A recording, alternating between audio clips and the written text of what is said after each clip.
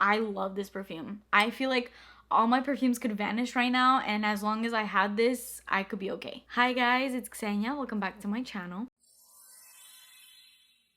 So if you missed the video where I showed you which perfumes I packed with me on vacation, definitely go ahead and watch that. I will link it in the cards up here. But in today's video, I'm actually going to show you guys the perfumes that I bought while I was on my vacation. So as I've been saying, I went to Albania, I went to Greece, and then once I came back to the US, I went to New York. And I got a lot of questions of people asking me, like, did you buy any perfumes? And of course I did. I bought 1, 2, 3, 4, 5 perfumes. One of these perfumes, it's like my favorite perfume in the world. It's beating all of my perfumes right now. No exaggeration, this perfume has just become like, oh my god, my earring just fell.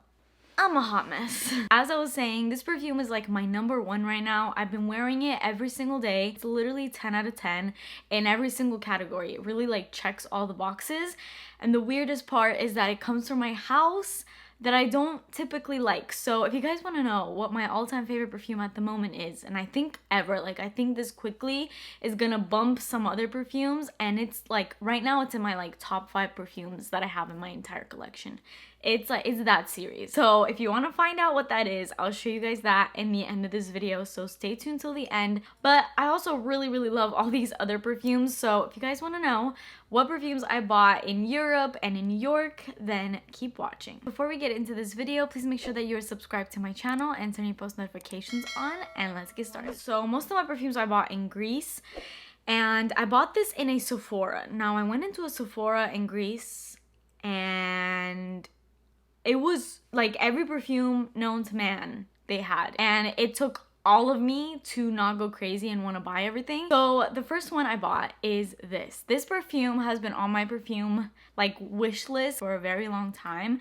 This is Sardi Donna. It kind of goes against what I typically like in perfumes. I'm mainly into like the really sweet fragrances, but I've been really getting into clean, fresh perfumes, like very feminine, fresh perfumes lately, and this basically fits that category perfectly. And this was actually a blind buy because although they had a million testers out, they didn't have one for this. But I saw the notes and I had done my research on this extensively prior to getting it, so I was like, I think I'm gonna like that, and it was an amazing decision that I made. And I love the fact that I bought these perfumes over there because now when I smell them, it reminds me of my trip. And that's one thing that I love about like scent, is like it just like takes you back. So the top notes in here are fruity notes, yuzu, Amalfi lemon, middle notes of jasmine, African orange flower, lotus, and base notes of vanilla, sandalwood, patchouli, and Virginia cedar. So as you can tell by the breakdown of the notes, this starts out very citrus-like, kind of crisp and fruity, very bright. It almost kind of reminds me of the opening of the Moschino I Love Love perfume. Just the opening of it is way different. It's not as like aquatic as this one is. Then once this dries down, the middle notes kind of come in and you get that jasmine, which I love jasmine, and it mixes with those really crisp citrus fruits, and it just becomes so feminine. Like that jasmine really adds such a beautiful feminine touch to this. So elegant. And then once you get the base notes and this dries down, then it becomes like this woody, delicious fragrance, but then it also has sweetness to it because it does have that vanilla note. So once it fully dries down, although you get the fruity notes in the opening, which already kind of have some sort of hints of sweetness to them, once that vanilla kind of kicks in the dry down is when you really kind of get the sweetness in this perfume. But it's not a sweet perfume. So if you're not into sweet fragrances, this is not a sweet perfume. But for somebody that kind of needs a little bit of sweetness to my perfumes, this has that perfect touch. And then of course I love like my cedar woody notes in the dry down. It's so good. It's a really complex perfume. It's not a fresh perfume that's boring. This is a very long lasting, like it actually has really good performance, and it's a type of fresh scent where it's definitely could be every day and definitely a signature fragrance, but it's also unique and complex enough where you can also wear this to go out. I don't have anything like it really in my collection.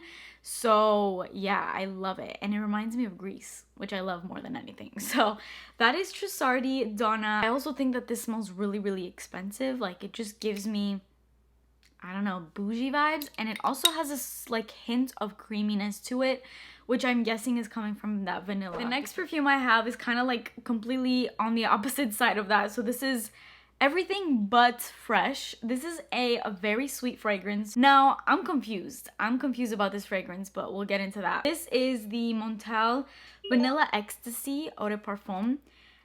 I picked this up at the airport when we were in Athens, flying back to the US. So it comes in this little thing. This is my first Mont perfume, so I'm excited about that. But guys, tell me if... Actually, I don't even think you need to tell me. This is definitely halfway gone, and I don't know why. I did not open this. I did not touch this. So I don't know if this just like evaporated while I was on the plane, but I did not open it. Like, I bought it and then I had it in a bag. I didn't even spray it out. It just like, it was unopened. And then when I came home, I opened it and I was like, why is this so light? Like, this is a 3.4 100 ml bottle. It should not... Okay, I'm gonna take this off because it keeps clinking. But yeah, I was like, this should not be feeling this light. And it feels like it's like right about here. Like, listen. I don't know. Like, obviously it's a solid bottle, so I have no idea how much is in here. But feeling wise, I feel like it's like right about here. And I'm just like, what in the world happened? Because this is a 100 ml bottle and I paid like $100 for this. So I'm kind of annoyed by that, but I really like the scent. They had all these Montal fragrances and they had testers for them. This one, I love this one. This actually smells pretty much exactly like a very famous perfume, but when I smelled it, I was like, ooh, this is really good. This basically smells exactly like Flower Bomb by Viktor and Ralph to me, and it's called Vanilla Ecstasy, so of course there is vanilla in it, and I mean, I smell the vanilla, but it smells like Flower Bomb by Viktor and Ralph. If you don't have Flower Bomb, the best way that I can explain it is just like a sweet, very, very sweet scent. And I don't know why Flower Bomb is called Flower Bomb, because in my opinion, it's not floral whatsoever. It's just a sweet fragrance. And so is this to me. It kind of has like this sort of muskiness about it. This is a little bit more elevated to me than Flower Bomb. Like, although Flower Bomb already is an expensive perfume, it's by Viktor and Ralph, I feel like this just like smells a hint more expensive, and I think that's due to the fact that this has mahogany in the base notes, and mahogany is like a really rich woody sort of scent, which I think is what gives this that really rich feel when this dries down. It's like very resinous and very woody in the base, so it's just like it has a deeper base than Flower Bomb does, but that like sweet aspect of this is basically the exact same as it is in Flower Bomb. This opens up with apricot and apricot blossom, middle notes of vanilla, ylang ylang, and jasmine, and base notes of benzoin, sandalwood, resins, and mahogany. It's basically just really sweet vanilla-like, but it's not your typical boring vanilla scent. They did have another vanilla scent in this range. I don't remember what it was called, but that scent was just like vanilla extract, and I just I couldn't justify spending $100 on a scent that just smelled like the vanilla extract that's, you know, in your drawers.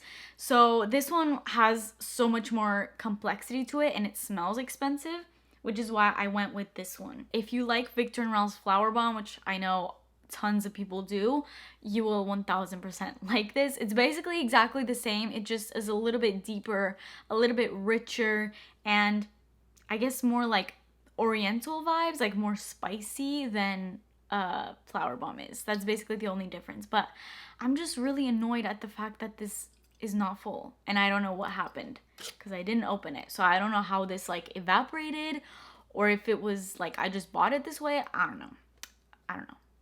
But yeah, that is Montal Vanilla Ecstasy. Next fragrance that I bought this in kind of like a perfume store that was in one of the malls in Greece. And this, I did not know that this was as popular as it was when I bought it, but now after I came home, I've been watching some perfume videos, and a lot of people are including this in their videos, which makes me happy because I didn't know that this was so popular when I bought it. I just smelled it there and I was like, this smells amazing. So I bought like a little 1 fluid ounce, which now, considering how much I like it, I wish I would have bought in a bigger size of it, but that's okay. So this is Mont Blanc Signature, and there's a lot of hype around this perfume right now, and This is it's such a unique fragrance to me. And there's something about this perfume that just gives me nostalgia vibes. And that's not just because I bought it in Greece and now it's like reminding me of it. It's like a nostalgic perfume. It's one of those perfumes where like you smell and you feel like you smelled this scent before, because it just like takes you back to like your childhood, or I don't know, just some like good memories. This fragrance has top notes of clementine, middle notes of ylang ylang, magnolia, peony, and base notes of vanilla, white musk, and benzoin. More than anything, I would consider this a vanilla fragrance, but it is the most unique vanilla perfume ever. It's not the vanilla extract type of perfume. It's not a gourmand vanilla really. Like, it's not very edible in that way, but it's like a sweet, musky type of vanilla. It is so hard for me to explain this fragrance because it's just super, super unique, and I don't have any, like no perfume I could compare to this perfume because I don't have anything like it. It kind of has like a creamy, milky vibe to it, like pretty much almost like what the bottle looks like. It's very creamy, kind of like tonic, almost like milky, and like this vanilla vibe, but because it has that white musk in it, it's almost like vanilla, but make it clean, like a clean vanilla scent. It's so weird, but this is so good to me, and I really, really like it.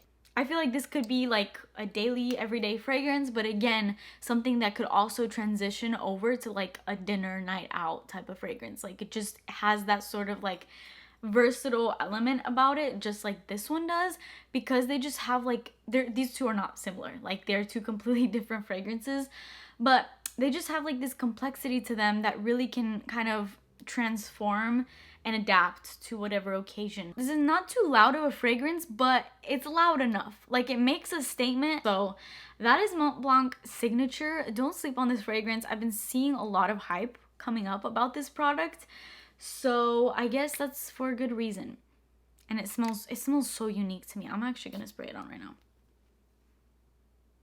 So good, so creamy, so good. I can't even explain it. All right, before I get to the last perfume, which is my favorite, I'm going to go over the perfume. So the last perfume I'm gonna show you guys, I actually also bought that in Greece, but the perfume I'm gonna show before that is one that I bought when I went to New York. We were at 5th Avenue and there was a Nordstrom there, and it was like a really nice Nordstrom, and I bought Byredo Mojave Ghost.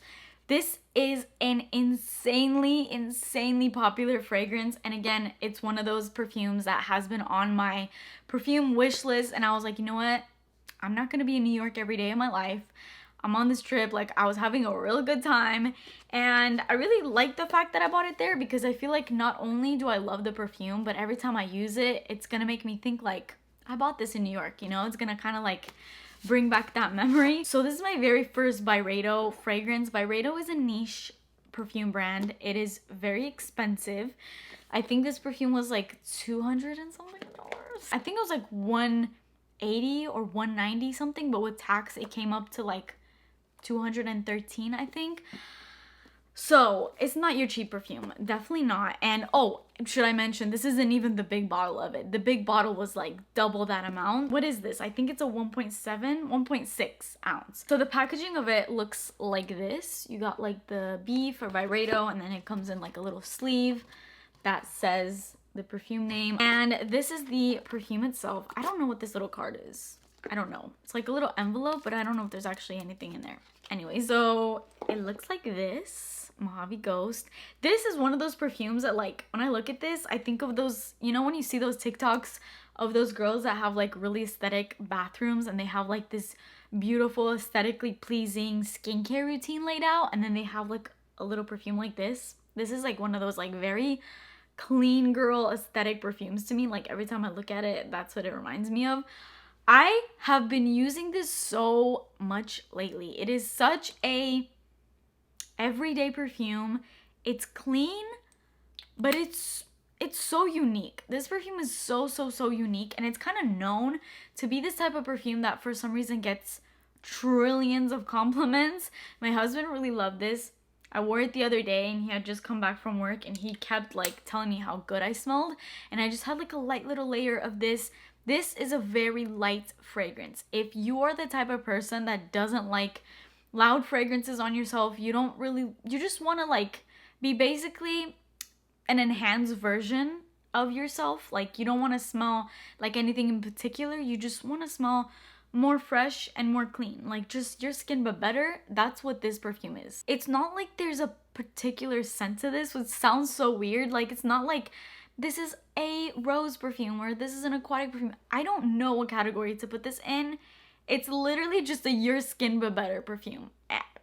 Like, I don't know how else to describe it. This has a note in it that I've never had in any of my perfumes. I've never even heard of this. I believe it's a fruit. It looks like a fruit in the picture, but basically the top notes are sapodilla, if that's how you say it. You guys can see it in the picture. I don't know what that is. Let me know what kind of fruit that is, or if it even is a fruit. It looks like a fruit in the picture, but I don't know. And then ambrette, it has middle notes of magnolia, violet, and sandalwood, and base notes of ambergris and cedar. This is like the best way I can explain it because of that ambergris. Ambergris always gives perfumes this type of scent. It's one of those notes in perfumes that kind of adapts. So it kind of changes and it smells different on each person. However your skin chemistry is, it'll adapt to that. I can 1000% smell that ambergris note in here. And on me, that note usually becomes like a really clean musk type of scent. The first perfume that is compared to this on the Fragrantica website that comes up is the Chanel Chance Eau Tendre perfume. This guy right here, which I have, and I don't know. This one's a lot louder in my opinion, even though this is not a loud perfume. It's like very clean, fresh, has like an aquatic vibe to it, almost like ozonic. I don't know how to explain it. This is not that. I don't think that they smell similar in my opinion. I guess I would put them sort of in the same family because they are like fresher scents, cleaner scents, but they're not similar. This has like almost like this juicy fruity scent in the beginning of it, and then it kind of dies down to like a really clean musk scent. I don't want to say soapy because I know a lot of people don't like soapy fragrances, but it's almost clean to the point where it's sort of soapy. But when I say soapy, I mean like a $500 luxurious soap. Am I going to say that this is worth $200 and something that this is? No. I love the fragrance. Absolutely love it. And who knows, maybe by the time that I'm finished with this, I may or may not buy not a backup, but another bottle. I don't know as of right now. I'm loving the fragrance. I just can't tell you like go ahead and spend $200 and something on this because it's not. It's unique, but because of how light of a fragrance it is, and yes, it does last, even though it is a light fragrance, it doesn't last that well though. Like I would say give this like 4 to 5 hours. I just don't know if I would recommend this for $200 and something that this is. I don't know if it's necessarily worth to that amount, at least not right now. Like I can't give you my full 100% opinion on this because I haven't worn it for that long. But now we have made it to the final perfume of this video. This is the best perfume, and you guys might be shocked because the house that this perfume comes out of is a house that I've not exactly loved in my past videos. In fact, if you follow me, you know that there's a perfume by this house that I absolutely do not like, despise. But this is the best perfume ever for me right now. I have been wearing this every day, every night, going out, whatever the occasion, I've been wearing this perfume. Before I checked this out, I was almost gonna get a little size of it because I did spray the tester in the store. I got this in Greece and I did smell it in the store and I liked it in the store, but you know when you're spraying like a million perfumes, they all kind of start to mesh together and smell the same. So I couldn't really tell what this smelled like because I had a million other perfumes around me. I had heard so many good things about this. I think Demi Rowling has talked about it. I saw this in a very recent Curly Scents video, which is crazy because I bought this and then the next day she came out with that video. I think it was her with their boyfriend and they were both saying how amazing this is. Once I actually got home and I smelled this, I was like, thank God I got the big size bottle because this is just, I love this perfume. I feel like all my perfumes could vanish right now, and as long as I had this, I could be okay. I haven't even told you the name. This is from the house of Narciso Rodriguez, believe it or not. This is called Musk Noir Rose. I was scared to go near this fragrance considering it had rose in the name. And you guys know the Narciso Rodriguez For Her perfume, which is the one that the bottle looks exactly like this, but it's in like this opaque pink bottle. I do not like that. It's really, really rosy. And that type of like really antique rose that just smells really, really mature in my opinion. And I don't personally like those fragrances. I know a ton of people love that. My aunt actually, because we went to the store together. My aunt lives in Greece and she told me that that was like one of her most favorite perfumes ever. So I know that it's like a fan favorite, but it just doesn't work with me. But this is so good. Oh my God. All I can say is this is worth every single penny. This could have been $400 and I would have bought it. Like it's that serious. So this has top notes of plum, pink pepper, bergamot, middle notes of musk, rose, tuberose, and base notes of vanilla. I love that the base notes is just vanilla because, you know, it doesn't have those like woody and just super, super, I guess, complex notes in the base. It just kind of ends off with vanilla and I love that. Definitely get that plum in the beginning. It almost like is that same type of plum that is in Rihanna's Rebel Fleur.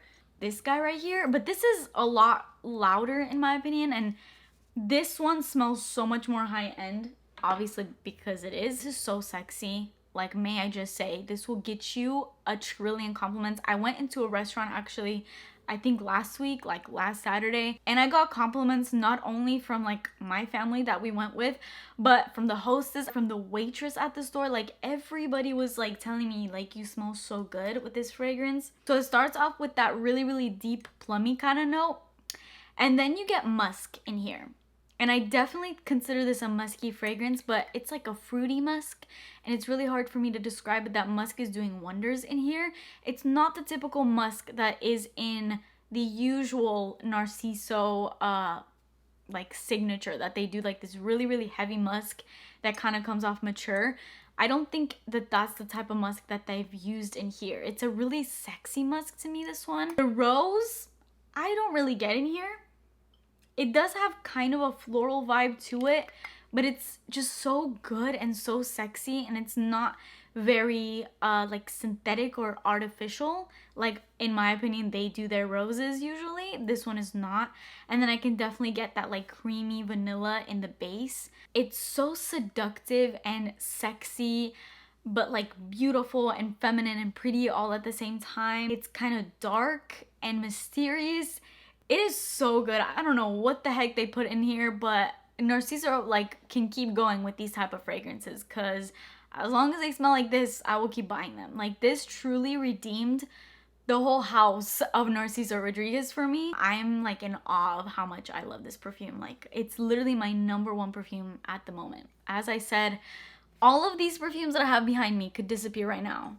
As long as I had this, I wouldn't need any other perfume. I highly recommend this. I can't even put this in a 10 out of 10 rating because for me this is like way above 10 out of 10. If you want to smell like the sexiest version of yourself, get Musk Noir Rose by Narciso Rodriguez. Alright, so that is it for this video. I hope you guys enjoyed it. I hope you liked these new fragrances that I have in my collection. I'm so excited for all of them, especially this guy right here. This has been my go-to, and I think that is going to become like my signature fragrance from now on. Like, I'm not even joking. For a long time for me, that was my Valentino Donna Born in Roma, which I still love, but it's almost like bumping this guy out. Like, that's how good this is. So highly recommend that. But anyways, let me know if you've tried any of the fragrances that I just talked about and your thoughts on them. Leave them in the comments. Let me know any other perfumes that you like, that you think I should try. Leave those in the comments. But that is it for me today. Please subscribe to my channel if you haven't already, and I will see you guys in my next video. Bye!